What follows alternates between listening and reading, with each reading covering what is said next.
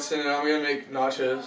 In order to make nachos, you need corn tortillas, avocado for guacamole, tomatoes to add to the guacamole, beans to put on the nachos, cheese of course, because that's nachos, and then chicken to put in the nachos. Alright, in order to make chips, we need to cut them into chips. And then I have more than one corn tortilla because you can do a lot at the same time, you know. Alright, I'm gonna light my frying pan and then put oil in it in order to make these chips. No, it is. Alright, I'm gonna check to see if the thing's ready. Oh. It's ready, it's ready. Now I'm gonna add some chips.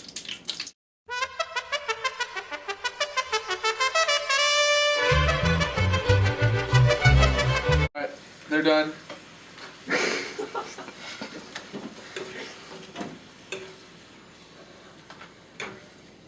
To make it a little easier to flip, I'm getting another fork, since that was a little hard last time.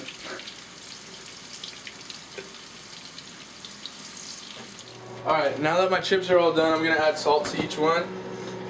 So, every layer of chips. Oh geez, all the chips. So I'm just going to add salt to it all. Alright, good. Filming.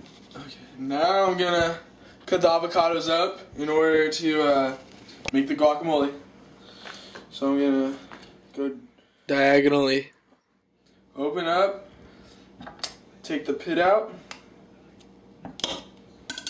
and then start peeling.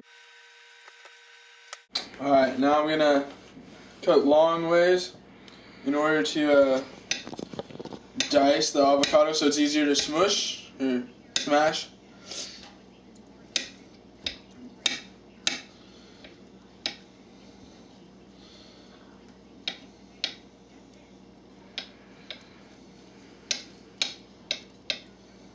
Alright, done. I'm gonna use a mat, what's it called? Masher? Masher. No. Oh. To mash it up into guacamole. What's mashing? Mashing is when you smush it all together. Alright, I'm gonna add garlic salt to the guacamole.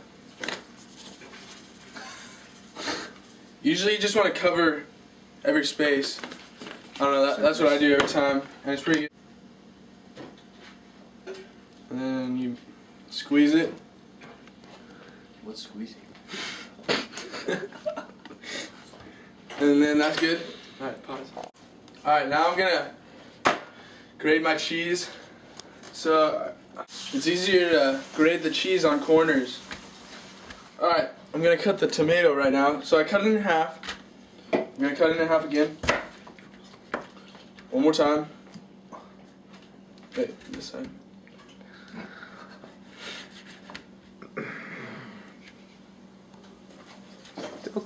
Still cutting tomatoes right here. I'm taking out all the bad stuff, like the juices inside that you don't want, because then it just gets too moist and you don't like it like that. Alright, now I'm going to dice the tomatoes. So I'm going to cut each one in half.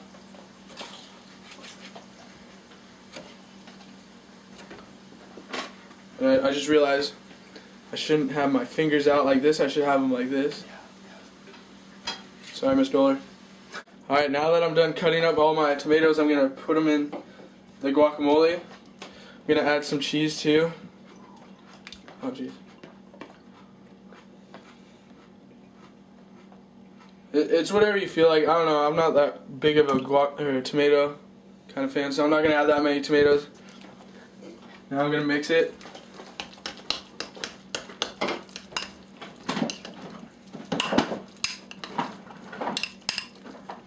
Alright, and then this will be on the nachos. Alright, I'm gonna open up my can with the can opener.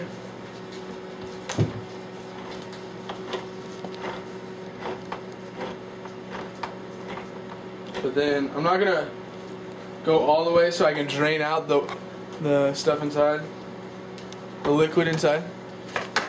So, alright, I'm gonna empty out all the beans into this bowl, and then when my chicken is done, I'm gonna put it back in the microwave, or put these in the microwave. Oh jeez. It's like dog food. Alright, the recipe called for the beans to be put into a saucepan, but in order to conserve time, I'm going to put it in a microwave and put them in for around 5 minutes. Alright, I checked them, and after a minute they were actually ready, so 5 minutes would have been too long.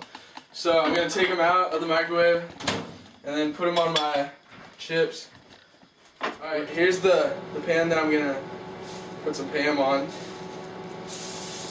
I'm going to grease it so the chips don't get like too stuck to this. Alright, now I'm going to put the chips in individually on the bottom with cheese on, like you layer them and then you put cheese over it and then you put more chips and then more cheese, just like layers after layers. Oh wait. Here's cheese.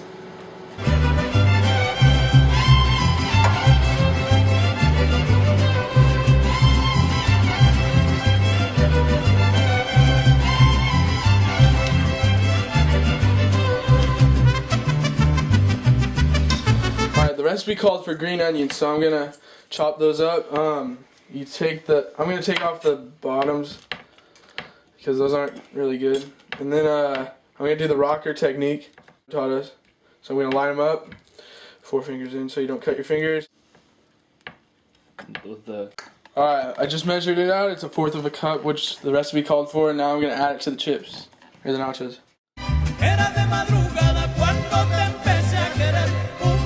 I'm going to put the chicken in for 10 minutes with a paper towel over it, since that's what the recipe called for. 10 seconds.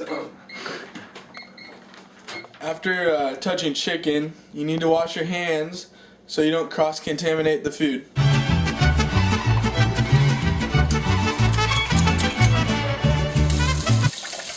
Alright, now that I'm done shredding the chicken, I need to add it to my nachos. And I'm just gonna mix it up.